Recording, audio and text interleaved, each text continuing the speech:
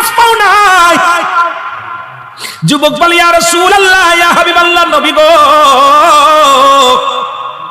ও মায়ার নবী, আমি ভুল করেছি, আমারে আপনি তওবা করে দিন, আল্লাহ যেন আমারে মাফ করে দেয়।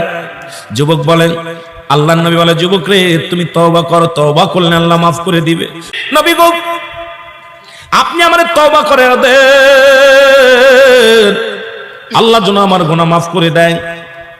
নবীজি বললেন, যুবক রে, তুমি বেশি বেশি করে তওবা করো, আল্লাহ গুনাহ মাফ করে দিবে। যুবক বলে, নবী গো, আমার বিশ্বাস, আমি তওবা করলে আমার আল্লাহ মাফ করবে না, আমার আল্লাহ আমারে ক্ষমা করবে না। নবী বলে, যুবক রে, তুমি তওবা করো, তওবাকারীকে আল্লাহ পছন্দ করে ভালোবাসেন।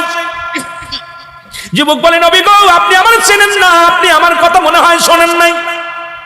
নবীজি বললেন, তুমি কে গো?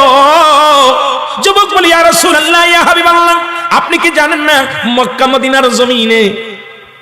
মদিনার জমিনে যত কবর দেয়া হয়, এই কবর থেকে লাশ কাপড়ের কাপড় চুরি হয়ে যায়। নবী গো, আপনি কি জানেন না?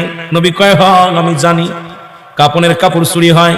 এতে কষ্ট থাকতে পারে। নবী চোখের পানি ছেড়ে বলল, যুবক রে, মানুষ যাবার পরে 3 টুকরা কাপড় মাত্র সঙ্গী। যুবক বলে, ইয়া রাসূলুল্লাহ, ইয়া হাবিবাল্লাহ, নবী গো, মক্কা মদিনার জমিনে যত কাপড়ের কাপড় চুরি হয়েছে, ওই কাপড়ের কাপড় চুরি করেছি আমি। নবী গো, আমি সেই যুবক, কাপড়ের কাপড় চুরি করা যুবক। আল্লাহু আকবার। আল্লাহর নবী ডাকতে বলে, যুবক রে, ও যুবক, শুনে নাও, তুমি কেমনে এই কাজটা করলা? তুমি মানুষের কাপড়ের কাপড় চুরি করলা।